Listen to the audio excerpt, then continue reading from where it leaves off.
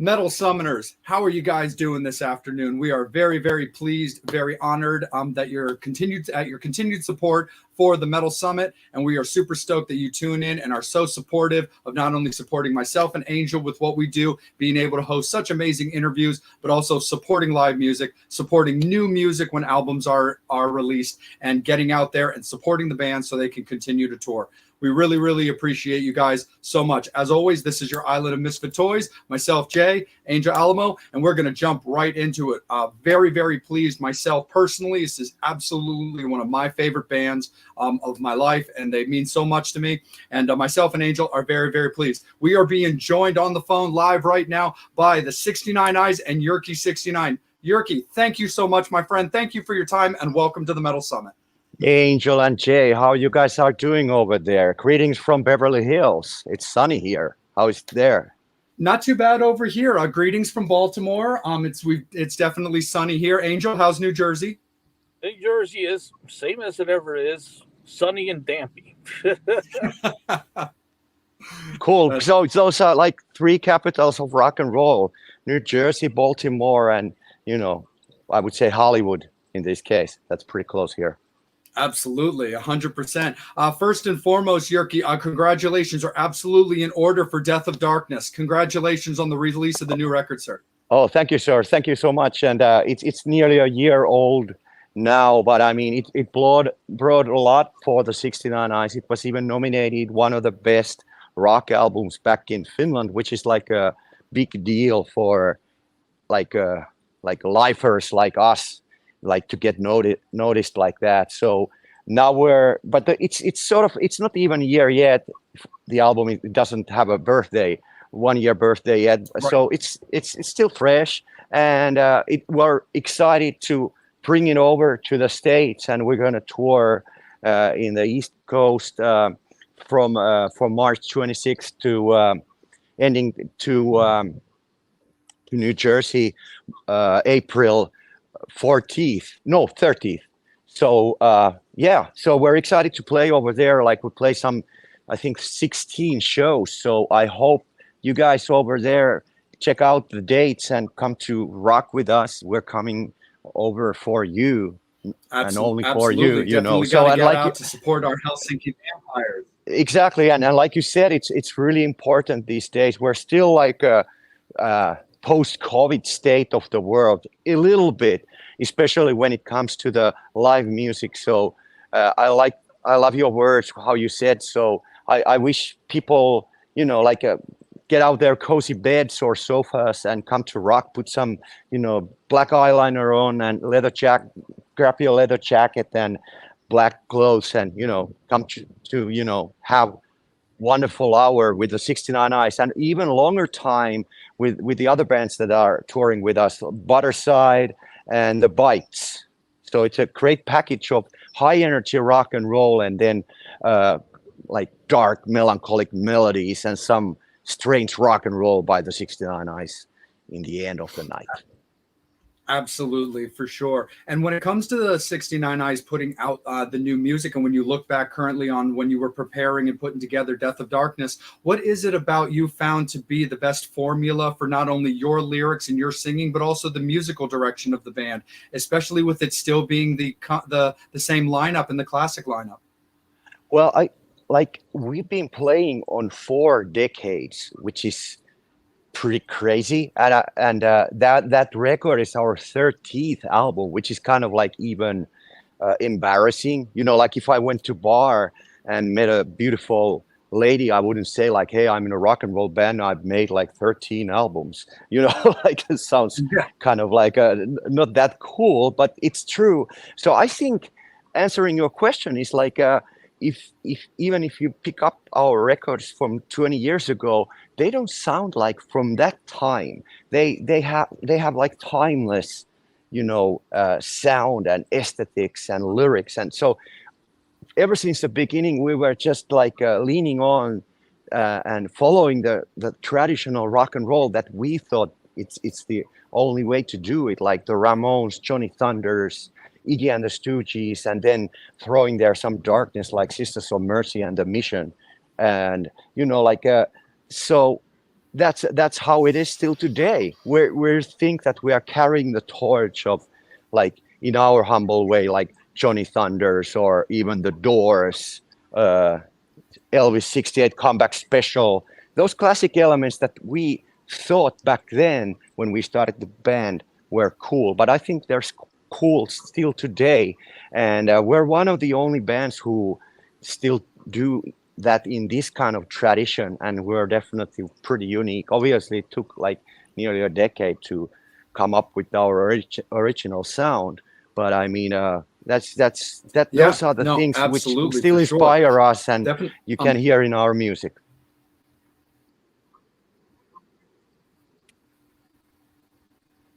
Yes, sir. Oh no, absolutely, for sure. Angel, let's kick it over to you, my friend. Man, with so much music, how do you come up with the set list? And I know that's got to be a bit of a headache in a good way because you got so much music material to pick from. Well, we fight. It's true. Where it's like our lead guitarist makes the set list, and if we are not like we if we forgot to check it out, then we fight after the show. Why the fuck that song was there? Did you know that nobody noticed or nobody seemed to even remember that song? So we fight it to be perfect, and everybody has their own votes and opinions, and like that's how it goes. And also, like, it's like, of course, to social media days, there's feedback from the audience, and we follow that occasionally. But it's always like somebody wants a song that, if we put it to the set, it can be that the majority of the audience don't even know that song, because we have pretty many records and pretty quite a like a lot of songs. But we play, like, for this set, we play like the best of Death of Darkness album, and also like the best of the 69 Eyes, but if the audience goes wild enough, maybe we throw some Ramones or something like that to there as an encore. Who knows? Remains to be seen. Yes. I know it's talking about life now after COVID. Again, it's pretty interesting because nowadays, like, if somebody gets sick, that can mess up a show or tour. So how do you guys manage all of the chaos? Yeah, it's pretty critic these days. Like, I mean, world is not how it was. Like, everything's possible all of a sudden, and kind of boring kind of like thing news. But for instance, it's pretty difficult to get tour buses these days, because those tour bus companies went into bankruptcy during the COVID, so there's less tour buses available, and of course, like there's a lot of like things that are not like how they were, or the world is not that stable. But on the other hand, I'm fascinated by the hardness of show business. So there is no business like show business. So you have to, no matter what, you have to go on stage, if you were sick or not, especially on the road, because there's not you can't cancel shows. And so and that's hardness like fascinates me a lot, because there's you have to survive way or another. So I don't, like, at some point when we were already touring, like let's say a couple of months after the restrictions were no longer, so I started to jump to the audience, to sing with the audience, just to show that with them, like, I'm not afraid, like that was a moment when you go to see the shows, and like the band seemed to be like everybody was afraid of each other. So I started to jump to the audience to sing with them, and totally opposite, So, but that was a couple of years ago already. But it's just like I think we've been through all what was there like a few years ago. I think it's time to just move on and look for the future and rock on.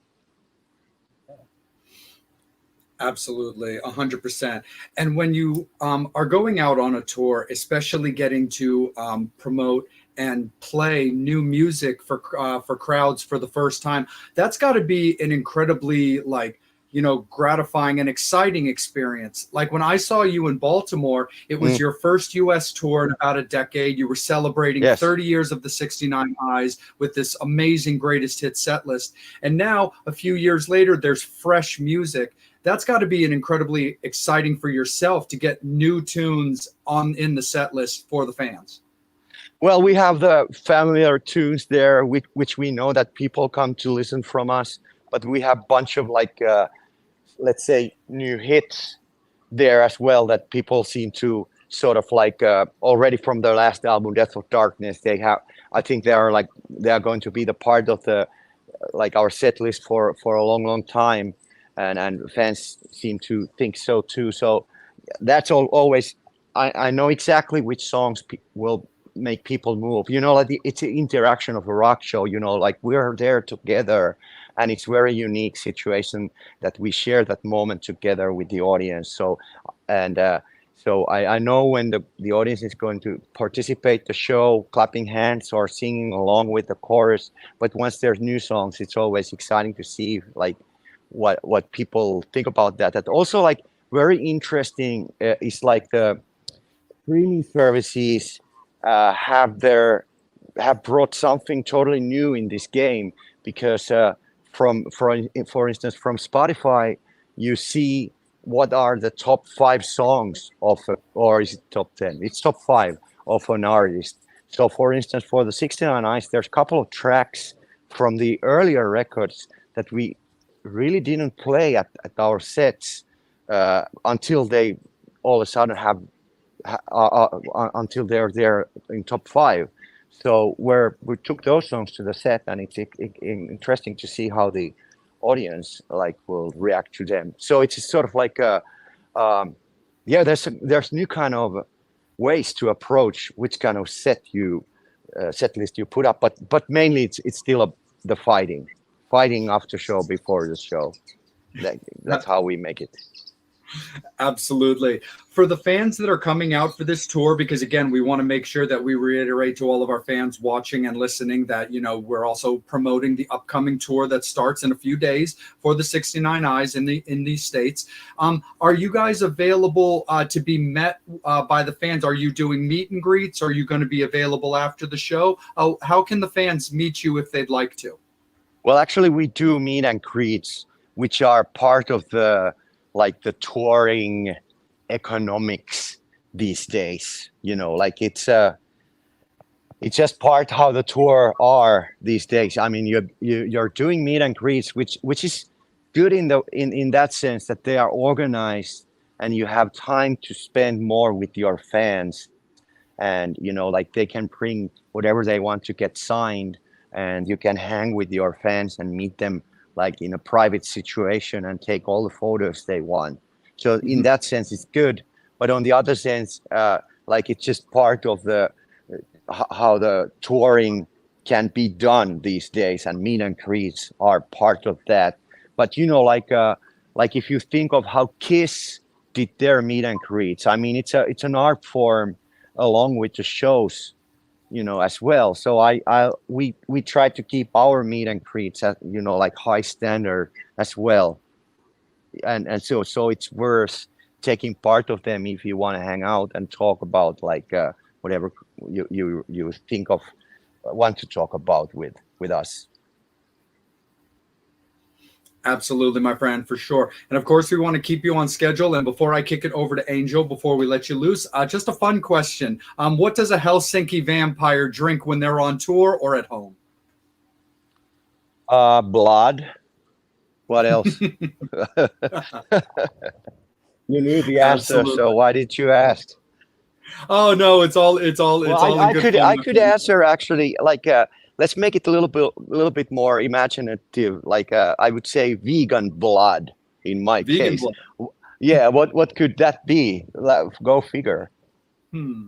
Absolutely. No, of course, my friend. Just always like to have a good time and great conversation. We appreciate you. Angel, let me kick it over to you, my friend. Is there anything final from yourself before we let Jyrki continue on his day? We'll let you go. How do you maintain your voice while you're on the road? Well, I used to maintain it by drinking Jack Daniels, of course, and that's a really truth because like Jack Daniels is like what you remember seeing Frank Sinatra with a glass in his hand, or Dean Martin, and think of those guys' voices. So it's all about Jack. Think about Lemmy's voice. Well, it's all about Jack.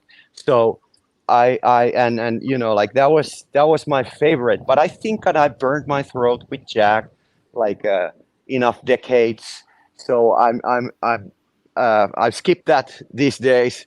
So it's just like I guess there's one thing which I don't tell anybody, but I just tell you and Angel this one. Don't tell anybody. I actually try to get some like a real good sleep at some point because that's how you maintain your voice. And I learned that at some point of touring as well. If I don't sleep, the voice goes. Even the Jack doesn't preserve it that well. But don't tell anyone. It's a lame answer, but don't tell anyone. But like Not at it's all. Johnny Cash. Absolutely. But Johnny Cash said like try to sleep whenever you can, and that's for the voice, nothing else. Oh, absolutely. Nope. Your coffin secret is safe with us, Jyrki. Yeah, don't tell anyone. No, of Question, course. Angel. Absolutely. Jyrki, thank you. Oh, go ahead. Go ahead, Jyrki. No, I'm good. Oh, great cool. to meet you, Angel and Joe, and I hope Angel and Jay, and I hope to see you guys in Baltimore and New Jersey. Absolutely. Yep. I'll see you in Mechanicsburg, PA at Love Sorry, Drafts. Mechanicsburg. Sorry. Yes, exactly. No, Mechanicsburg. totally fine, yes. my friend. Thank you so much for your time. Have a great series of interviews and have an absolutely fantastic tour. Yes, Jyrki, sir. Thank you. See you in a week. Yes. Blessed be. Yes. Blessed Rock be. And roll. Rock and roll forever. Rock and roll forever.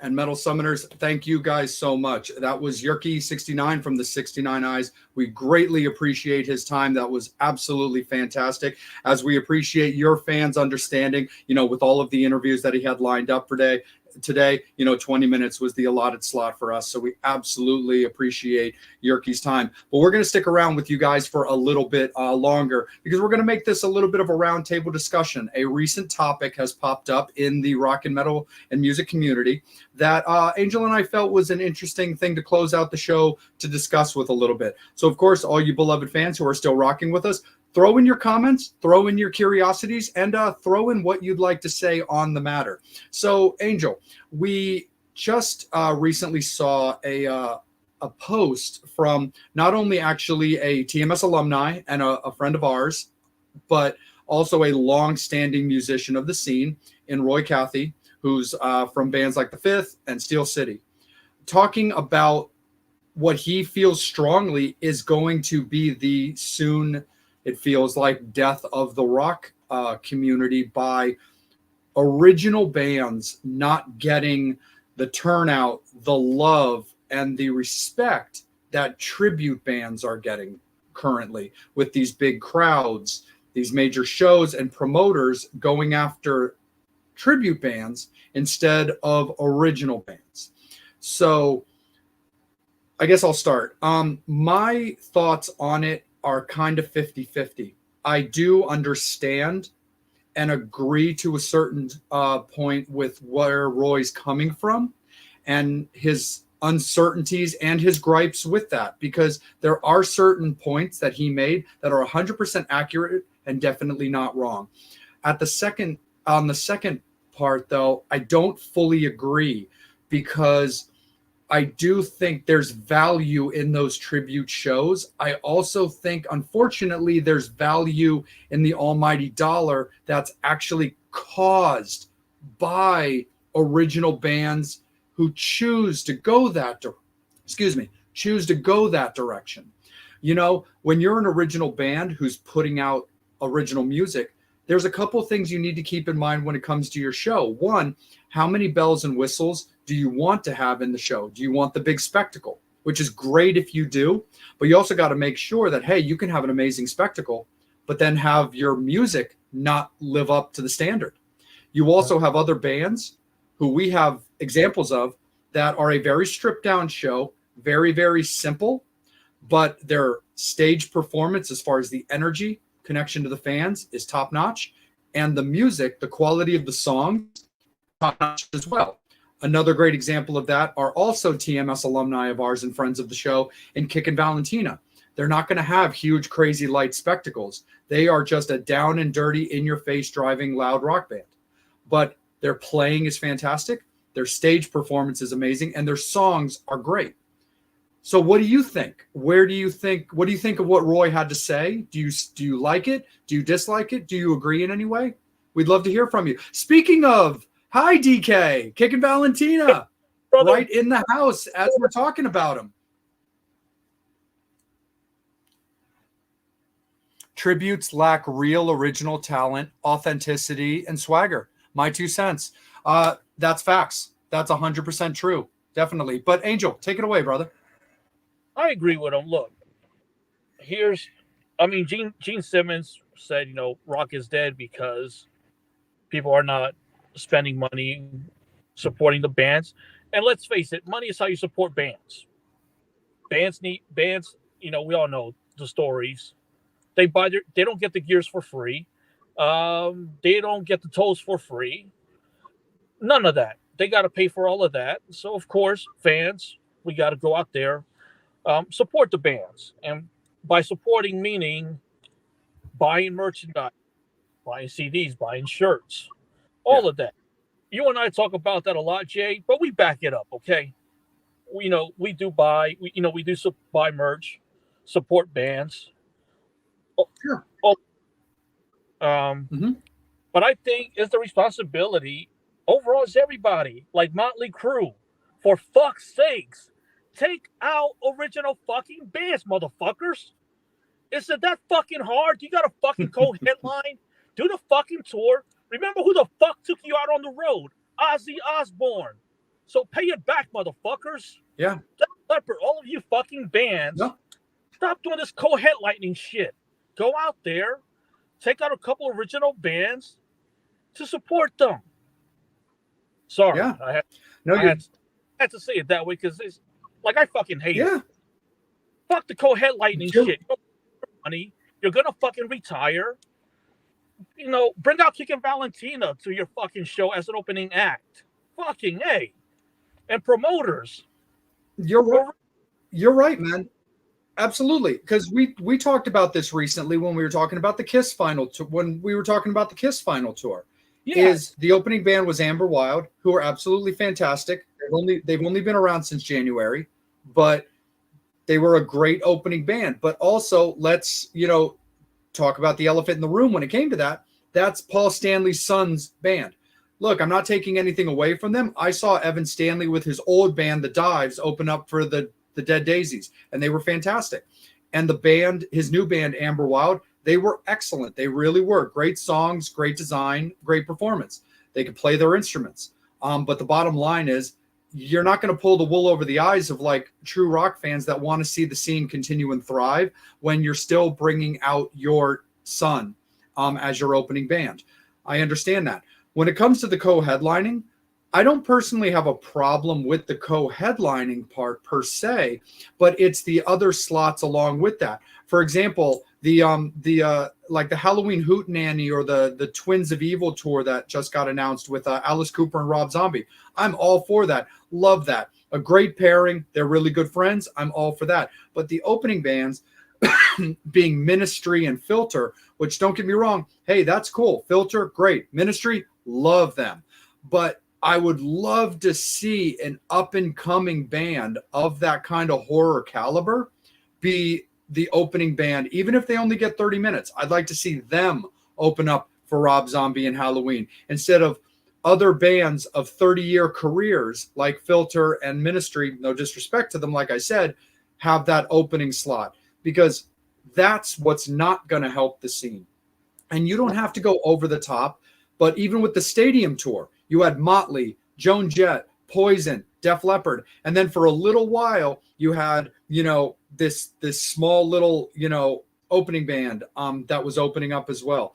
And don't get me wrong, they're great, and I've seen them a bunch of times and really enjoy what they do. They're called Classless Act, but they're going on really early because you've got four major headliners coming on after them. So not only is their set going to be small, which again, as an opening, I'm cool with that, but they're on super early. You've got these kids coming on at like 4:30 or 5 in the afternoon, depending on where the stadium tour is happening at, because you've got all these big headliners. So my thing is, I was like, look, you got like Rob Zombie and Alice Cooper with 2 established openers.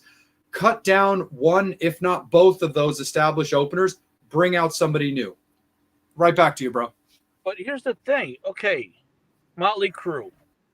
No matter who the fuck you take out on the road, you're gonna sell tickets, okay?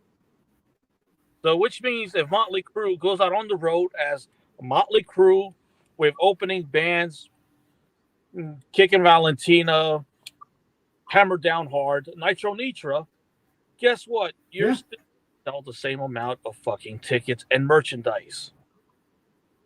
Mm-hmm. And let's face it, in the next 10 years, Motley Crue, you're not going to be around. But the same way that Ozzy Osbourne took you out on the road, Ozzy Osbourne took out Metallica. He took out Motley Crue. Kiss took out Bon Jovi.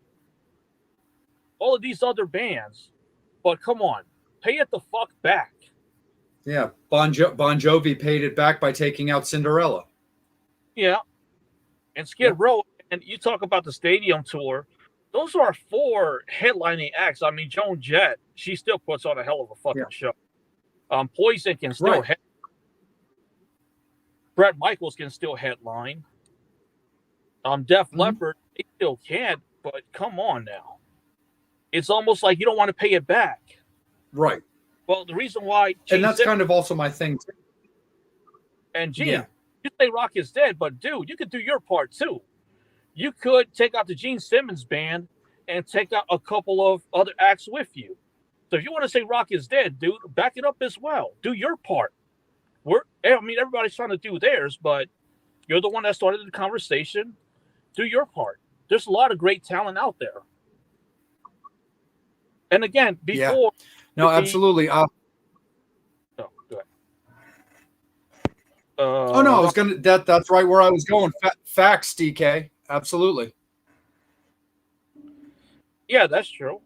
And the promoters. Hey, promoters, if you still want to be promoting 5-10 years from now, that's what you got to do. You got to bring out these other bands who are still gonna allow you to have a company in 5-10 years.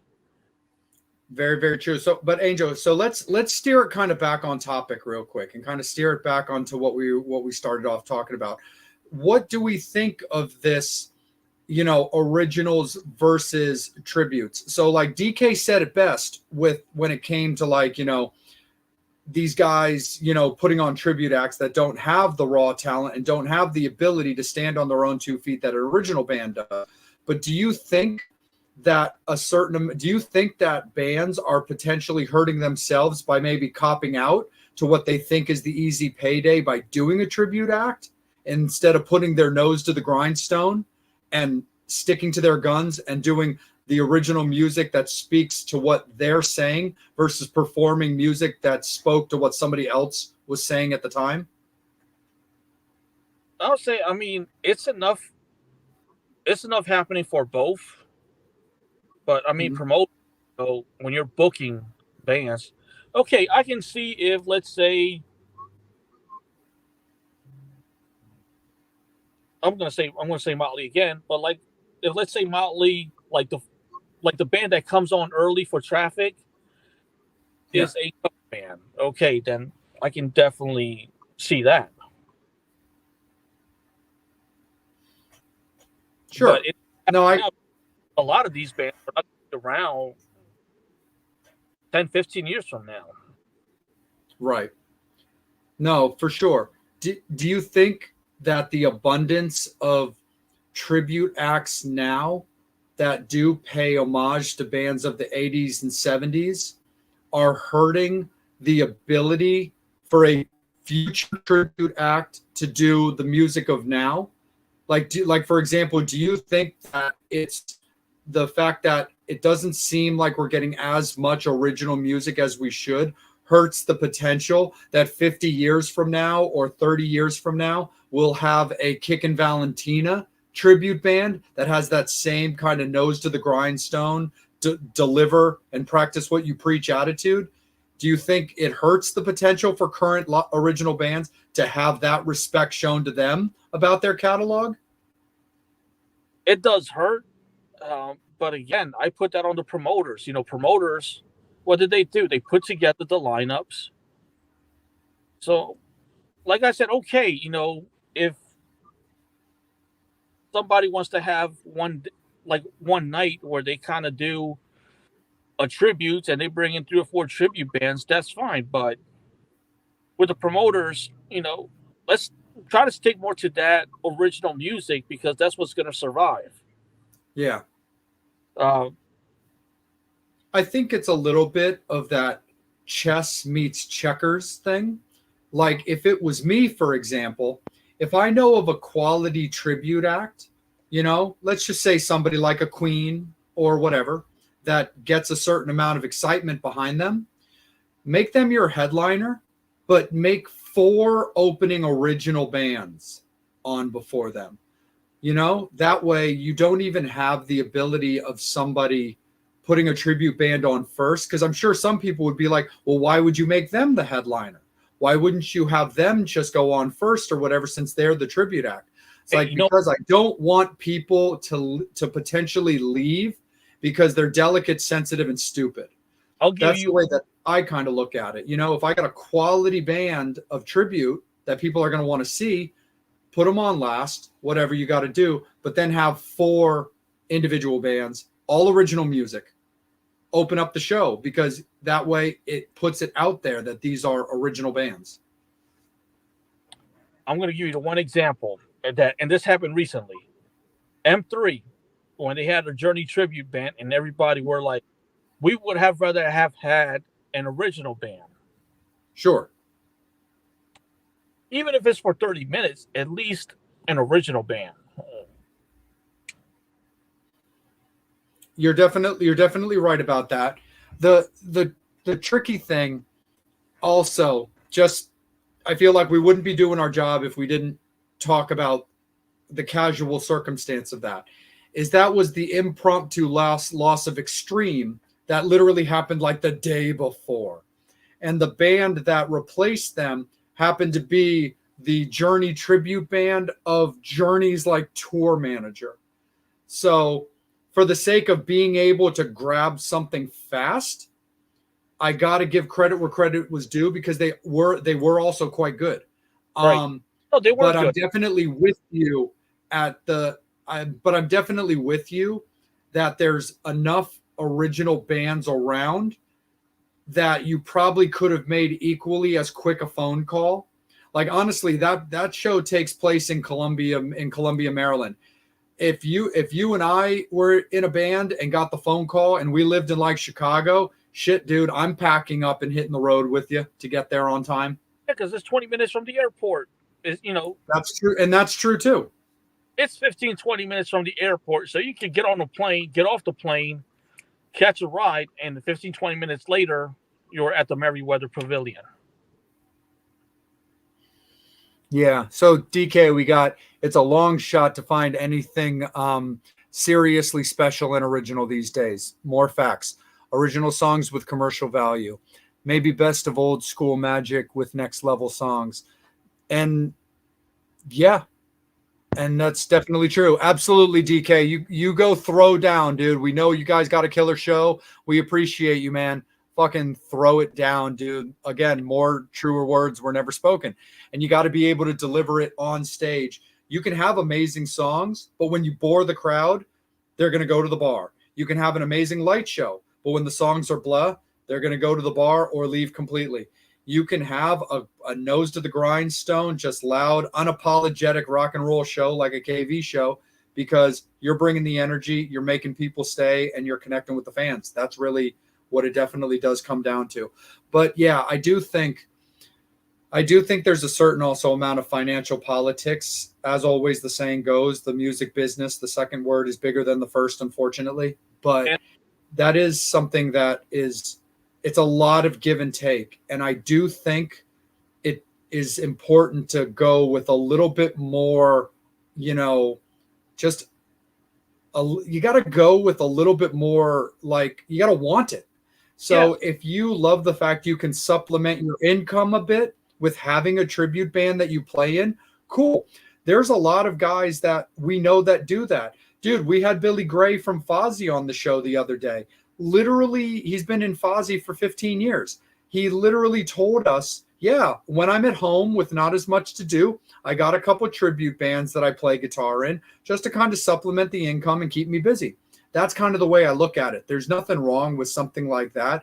I think it's the importance and the value about knowing what you want and the value of proper original music and forcing that out there instead of just being like, well, the tribute thing, I just kind of do it because I like it and it gets me paid. That's not the way to go about it. I'm going to show you something. Okay. I spent $15. I don't mind spending $15 on the CD. It's better for me to spend $15 on this. This is on Bob D, Violetta. And believe it or not, Cinderella's Fred Coury actually mixed When the Sky Falls. So we know he's been doing a lot of producing lately with Vixen, but he also produced Bob D, Violetta, When the Sky Falls. And look, it's better to spend $15 on a CD than spending $15 to hear songs on Spotify. Yeah. It's a great CD, by the way. See, I mean, no, definitely. Right. Go to Petro, buy the CD. He's got a lot of merch, a lot of great music. He's going to be out on tour soon also. So. You were at his music video. Spending $15 on a CD, it's not going to break your bank. Nope. No, definitely not, for sure. So let's turn this around. As a topic now to kind of close out the show. Let's talk a little bit about the calendar. So there's currently 3 specific appearances that the Metal Summit is looking to do. 2 are specific to the Metal Summit. 1 is members of the Metal Summit being there. So for me, we've got myself and Ron, who a lot of you fans know as working with the Metal Summit. He works with Empire Extreme, an amazing photographer. He and I have a little side gig now when it comes to the podcasting world of the Vampire and Devil podcast that we've been doing now for a little over a month. We've got 3 episodes out, and that's been a lot of fun, a lot of great stuff there. So he and I are looking and planning to make an appearance at the New Jersey HorrorCon in late April.